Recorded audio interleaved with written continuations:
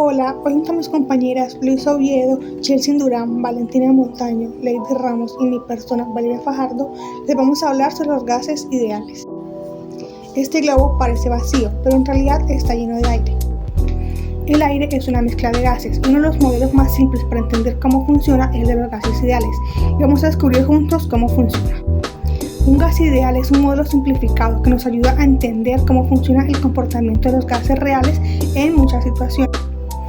Imaginemos un gas como un conjunto de pequeñas partículas que se mueven al azar y chocan entre sí con las paredes del recipiente en el que se contiene. Los gases ideales son como los bloques de construcción con los que se edifica nuestra comprensión de los gases y sus aplicaciones en el mundo real. Hola, mi nombre es Luisa Oviedo y hoy le vamos a hablar un poco sobre los gases ideales. ¿Qué son los gases ideales? Los gases ideales es un concepto teórico que se utiliza en la química para poder describir el comportamiento de dicho gas que está en ciertas condiciones ideales. Este modelo se basa en varias suposiciones en el que nos puede permitir percibir el comportamiento de dicho gas de una manera más sencilla. Las leyes de los gases ideales. Estas leyes son el conjunto de leyes empíricas que nos describen el comportamiento de dicho gas bajo distintas condiciones como es la presión, el volumen y la temperatura. Estas fueron formuladas por varias observaciones experimentales en el cual proporcionan la base de una ecuación de un gas ideal. Las primeras leyes tenemos la primera ley, que es la ley de Boyle, que nos dice que a una temperatura constante el volumen de dicha cantidad fija de gas es inversamente proporcional a su presión. Es decir, que si el volumen de dicho gas y la presión aumenta, estas van a aumentar ambas, siempre y cuando la temperatura no cambie, y si es así, viceversa. Esta ley aplica en los gases cuando una temperatura es constante. Por aquí tenemos la fórmula de cómo podemos calcular a través de la ley de Boyle. Segundo, tenemos la ley de Charles, que nos anuncia que a presión constante el volumen de un gas de dicha cantidad fija es directamente proporcional a su temperatura absoluta, en el cual la temperatura se va a manejar en Kelvin. Esto nos dice que cuando aumenta la temperatura de ese gas, su volumen también va a aumentar, siempre y cuando la presión se mantenga constante.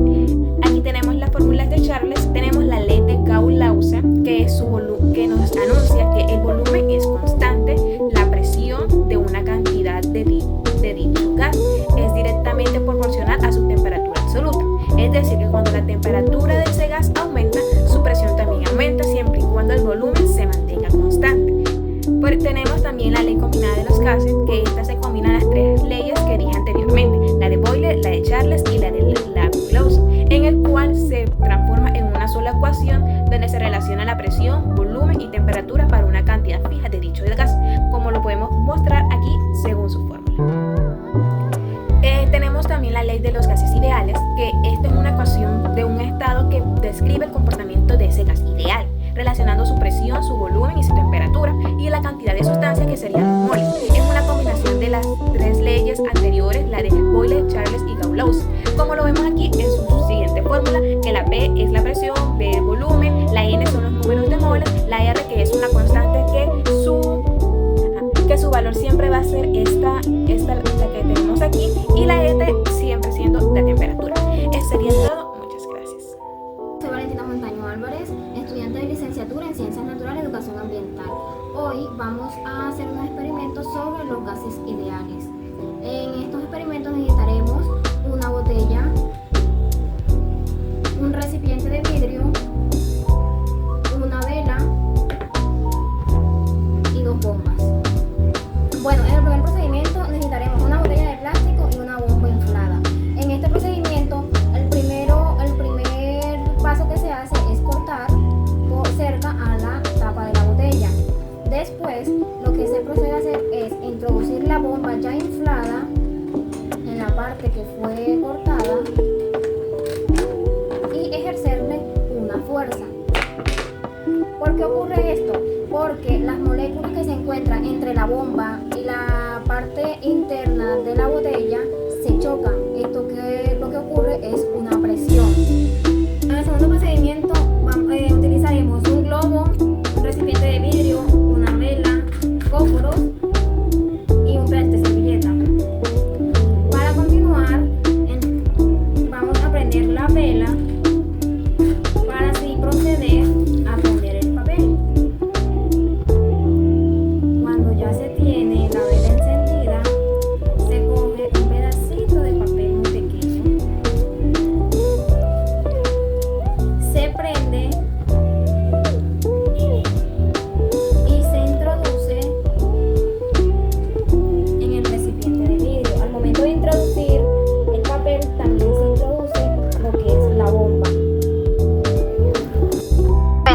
colocamos la bomba en la boquilla del frasco y al hacer este procedimiento nos damos cuenta que el papel encendido consume oxígeno del aire dentro del frasco para mantener la combustión.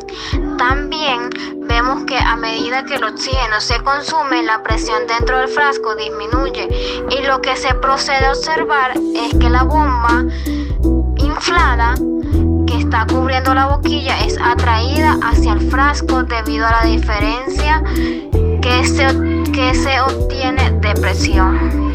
Bueno, para ya finalizando estos dos experimentos de los gases ideales, podemos notar y observar que estos dos experimentos o los experimentos de cualquier tipo que sean exactamente los gases ideales se pueden ver en la vida cotidiana y se pueden utilizar materiales de la vida diaria. Gracias. Hola, soy Chelsea Durán y hoy les voy a hablar un poco sobre la relación que hay entre las escuelas tanto teórico como en la práctica. El tema que nosotros escogimos fue el de los gases ideales.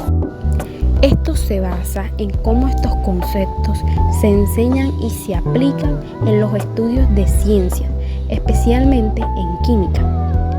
El conocimiento teórico proporciona una base sólida para la innovación y el avance científico.